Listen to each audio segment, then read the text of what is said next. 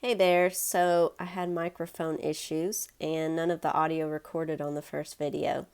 So I'm going to attempt to talk through what was happening in this video so that you'll know what's going on and I'll be able to know too when I watch it back. And basically, I had just finished riding her at the walk and trot. She had done fantastic and we're ready to start adding in the canter. And I'd watched a video by Ryan Rose talking about getting your horse good at what you want it to do on the ground before you move to cantering. So that's what we're doing here.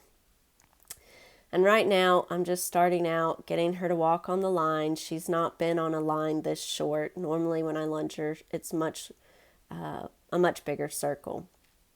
And what I realized, as you could see right there, she gets a little spooked. And that happens a couple times. And I'm starting to think maybe it's the saddle. I'm wondering, see right there again, if the saddle actually does scare her a little bit, and that's part of some of the problems we've been having. So it's something I'm just going to keep in mind and keep paying attention to and trying to lunge her with the saddle on more. Now for this, adding in the canter, I'm going to do it with the goal of her changing gaits, not speed. So I do not want her to rush into the canter. I want her to pick it up as soon as I ask for it. And the cue is going to be me saying canter followed by kiss. And at that point, I want her to pick it up. And then to keep working on her emotional fitness, we're going to ask for it, and then I'm going to ask her to recover. And so that's going to hopefully keep her from wanting to go faster and not be using the thinking side of her brain. You could see here, though, she was still being a little reactive, I believe, to the saddle on her back, not to anything going on outside of that. I'm going to ask for the canter from the trot, and so that's what I'm doing now, is just preparing. There, I had asked for it. She picked it up right away with no issue, which was actually quite amazing and surprising to me. She did really well going to the left. When I would ask for it, she would give it. And so there, we're recovering again. So we just cantered. I brought her back to the walk so that I could get her to really come down off of her high. As Phil Haugen says, when you add speed, they go back to the reactive side of their brain. And I want to bring her back to the thinking side. And since she did so well going to the left, I went ahead and switched directions to ask for the right. This is only the second time that I've been testing out, or maybe I should say working on this. I only practiced this one time before, very quickly, and so I would say that's why she did so well to the left, is that she was remembering what I had asked for. So here again, I'm just letting her calm down, keep getting the thinking side of her brain working, and then I'm going to ask her to pick up the trot. And then once we're in the trot, I'm going to make sure that she's steady and thinking and not wanting to speed up. And at that point, that's when I'll ask for her to canter.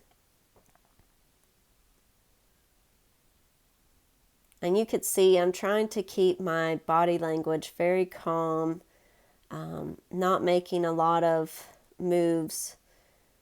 And so here, she got a little bit reactive to what I was asking.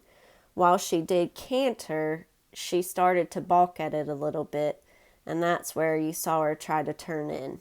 And so here we're just going back to trotting, back to the thinking side of the brain, and then I'm going to get her listening to me real well before I try to ask for it again. And since I know she does best at the walk, and that's when she really calms down again, I use the walk as part of the recovery method. So now she's good, and we're going to try and ask for it again. So I'm going to say canter and kiss. Here she tries to run into it, and that's not what I want. So again, I'm going to bring her back down, get her to recover before I ask for it again, because I don't want her running into it. I want her to use her back end well and push into it and go for it when I ask for it.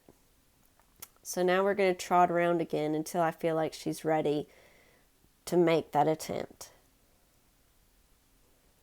And so you can see she wanted to, but she didn't, and she picked up the trot and started to go faster. So again, we're going to recover. We're not going to ask for it again right away.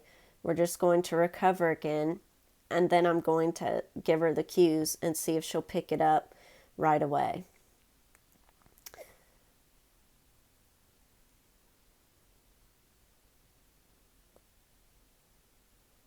And you probably saw me drop the whip right then. Part of me felt like she didn't need the whip. She was being a little reactive to it. However, as I was asking for her to canter, she sped up instead of doing it. And so I end up picking the whip back up here in a few minutes. I don't actually use it though. I'm not someone who believes in tapping the horse with the string or chasing her with it.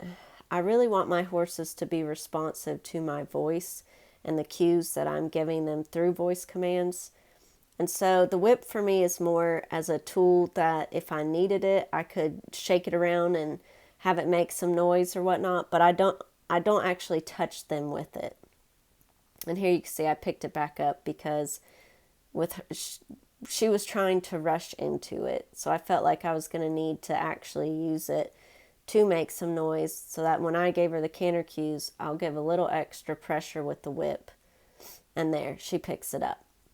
And so that wasn't bad. That was pretty good. She's not being reactive right now. Her head's a little bit higher, so I know she's not truly thinking, but she did well. And so here we're going back to the recovery, because it's not about getting her to pick it up and then keep it. It's about teaching her how to change gaits. And so right now, all the focus is giving her the cues, getting her to do it, make a couple strides, and then recover.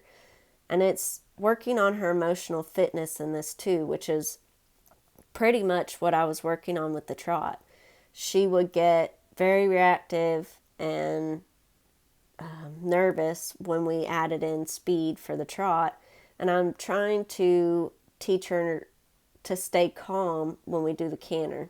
And what I realize now is that I probably should have worked on the trot on the lunge line too, just like I'm doing the canter. And so that was really good. Was it perfect? No. But was it good?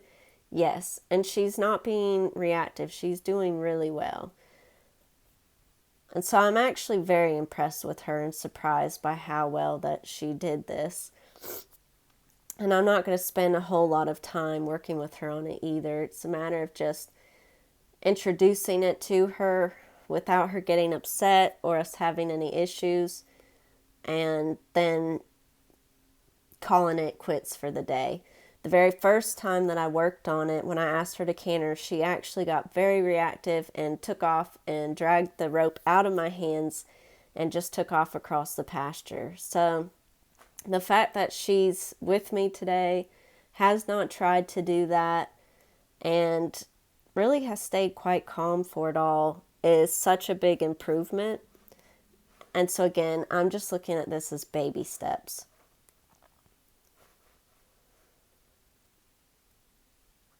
And what I'm also learning too is to stay focused, not let my mind wander as we're doing things, but to pay closer attention to what's going on with her body, with her eyes, with her ears, with her feet. Is she staying straight on the circle or not? Is her head up? I'm really looking at everything to get a full picture of how she's feeling about what we're doing. And so that's it. This is all we worked on for this session. And I thought that it went really well. So I'm very happy.